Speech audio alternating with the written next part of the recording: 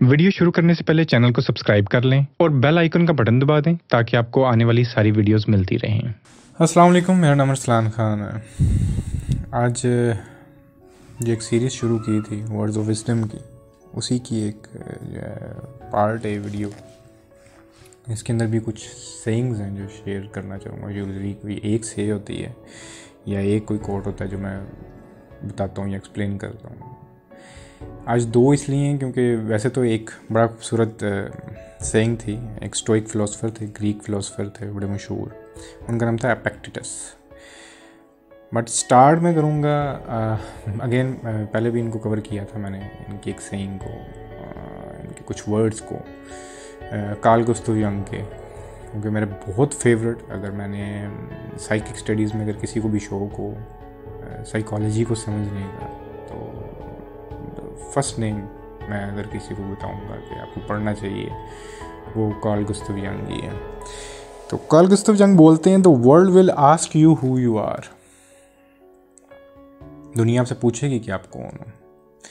And if you don't know, और अगर आपको नहीं पता, the world will tell you, तो दुनिया आपको बताएगी।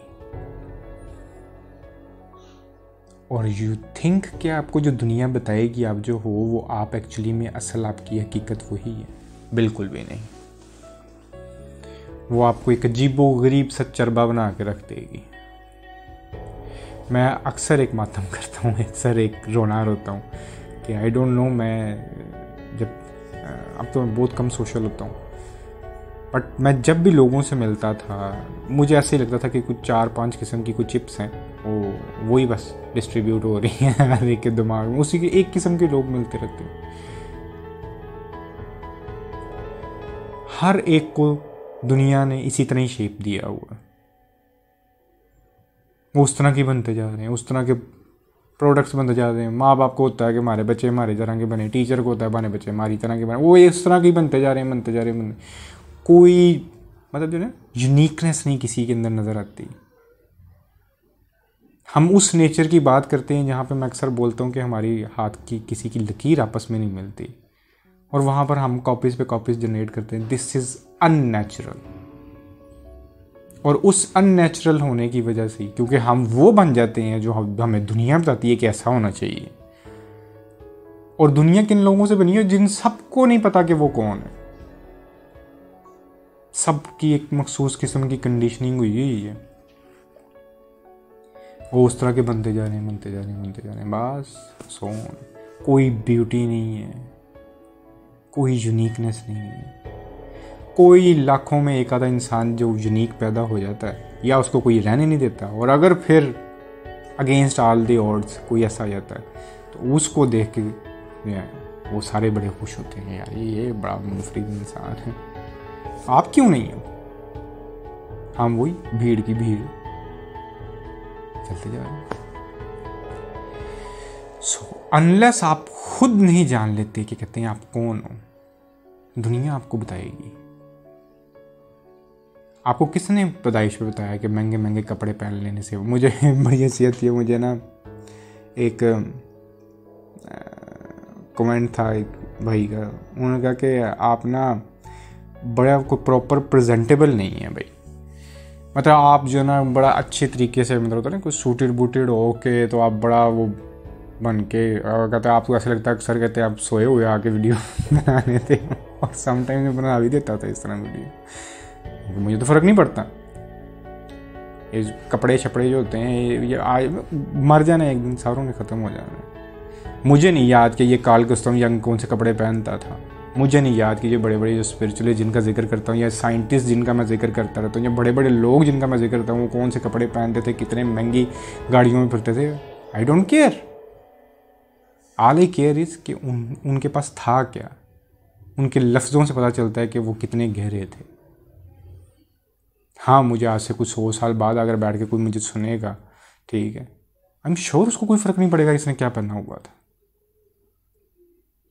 हाँ, उनको ये ज़रूर होगा कि अच्छा ये वाली बात की थी, एग्री करे डिसएग्री करे, उसको आइडिया हो जाएगा कि यार फलान साहब इस किस्म के थे। तो why not work on your self.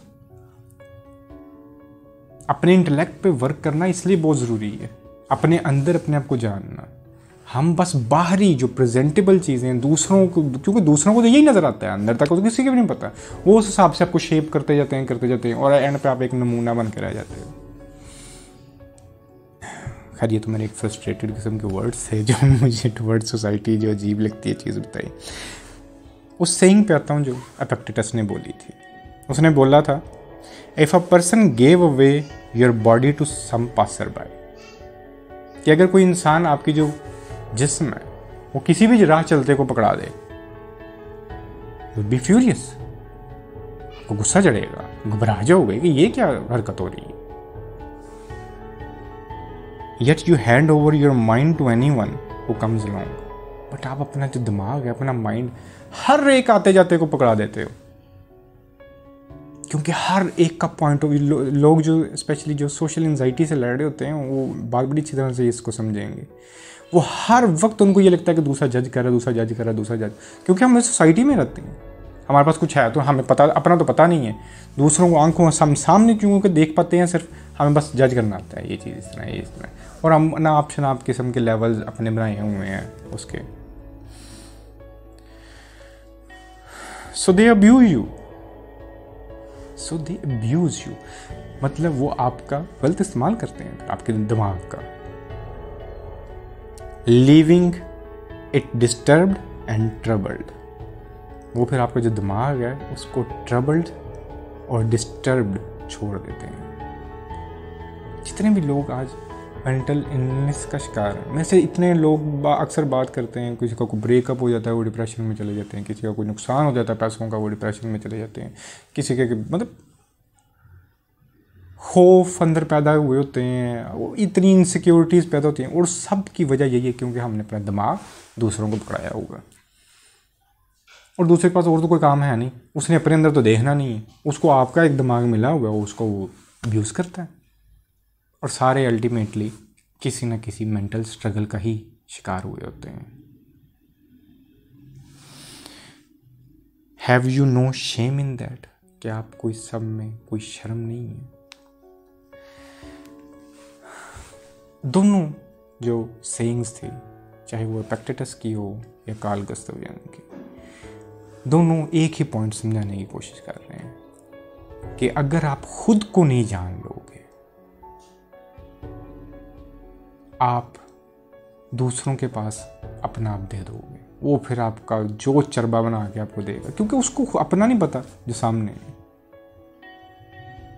और उस चरबे का अल्टीमेट रिजल्ट ये होता है कि हम एक अजीबोगरीब सा नमूना, या तो कोई नमूना बनकर, अगर हम मेंटली बहुत ही बिल्कुल भी इंटेलेक्चुअल नहीं है, ठीक है, तो फिर तो एक गैर ज़रूरी से इंसान बन के बैठ जाएंगे। और अगर हम हल्के से इंटेलेक्चुअल होंगे, हम चीज़ों को समझ सकेंगे, तो हम किसी न किसी ज़हनी परेशानी का शिकार हो जाएंगे, क्योंकि हम फिर उस रेस में पड़ जाते हैं।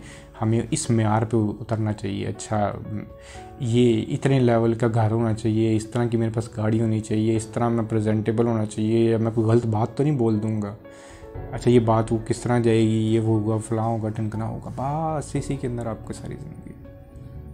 बट वंस आप अपने आप को जान लें, अपने आप को जानना बेसिकली होता क्या है?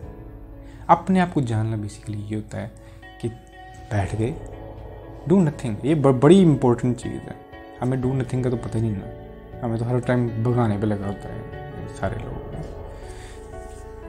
बैठ गए, अपने अंदर झांका, अपने अंदर झांकेगा, ये मतलब नहीं आंखें बंद करके कोई अपने देखा के अंदर एक्सरे करके कोई दिल, अपने अंदर झांकने का मतलब ये है कि जो थॉट उठ रही है, ठीक है, उसको इंटेलेक्चुअली मापो कि ये कहाँ से उठी है,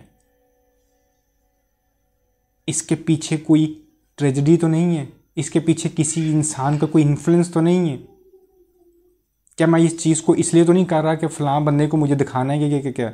ये सारी चीज़ें आप जैसे ही अदर इंसान को, द सेकंड पर्सन, वो कोई भी आपके पेरेंट्स हैं, आपके टीचर्स हैं, आपकी सोसाइटी है, उसको साइड पे रख के अपने आप को देखोगे, शायद आपको इनिशियली नील नज़र आए, कुछ नज़र ही ना आए, क्योंकि आपका नाम से लेके आपकी जो सारा स्ट्रक्चर है आपकी शख्सियत का, वो आप देखोगे अडॉप्टेड है, आपको किसी ने दिया ही होगा। अब जब सब कुछ साइड पे करके देखोगे, the first thing you will know you are nothing. And the second thing जो राइज होती है, जो सबसे इंपॉर्टेंट राइज होती है, वो क्या होती है कि नाउ अब मुझे देखना है कि मेरे एक्चुअल प्लेयर्स कहाँ पे हैं। ठीक है, मेरी रूह को तस्कीन किधर मिल रही है, मेरी रूह खुश कहाँ पे हो रही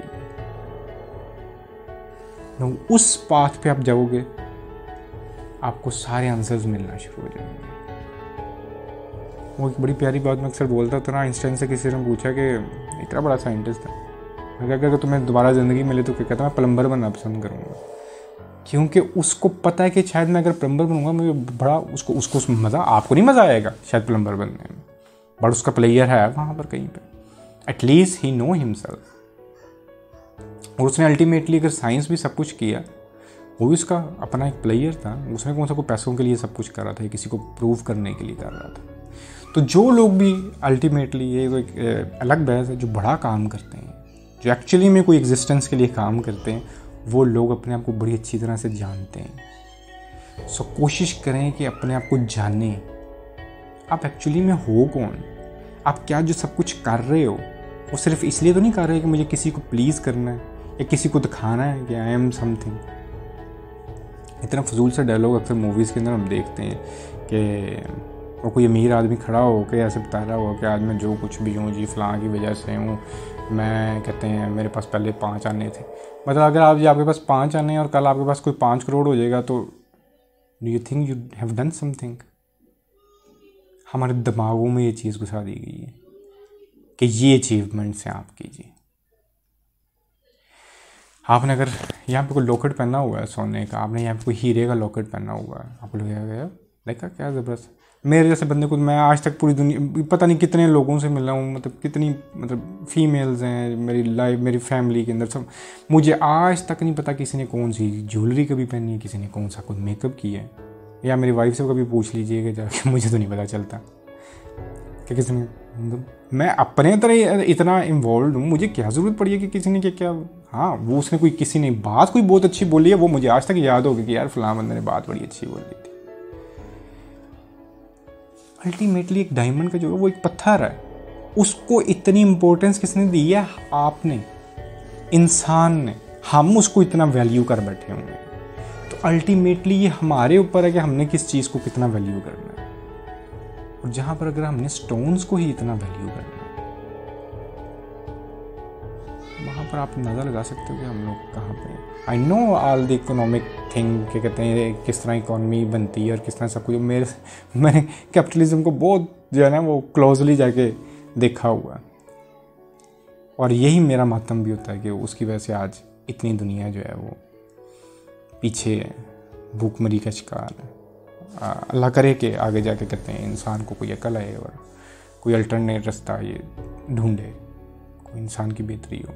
खैर, आज का मेरा इतना पैगाम था, बात थोड़ी सी ड्रैग करके इधर उधर लेके जा रहा हूँ, बट उम्मीद करता हूँ कि जो समझाने की कोशिश की या अपना एक पॉइंट ऑफ व्यू रखने की कोशिश की वो अच्छी तरीके से रख सका हूँ। तो बाकी आपके पास कोई टॉपिक हो, कोई अच्छी सेइंग हो जो आपको लगे कि लोगों के साथ शेयर होनी चाहिए, मुझे ज़रूर बताइएगा। इंस्टाग्राम मेरा नीचे डिस्क्रिप्शन में होगा, आप मुझे ज़रूर मैसेज कर सकते हैं। आज के लिए इतना ही पैगाम था। अल्लाह हाफ़िज़।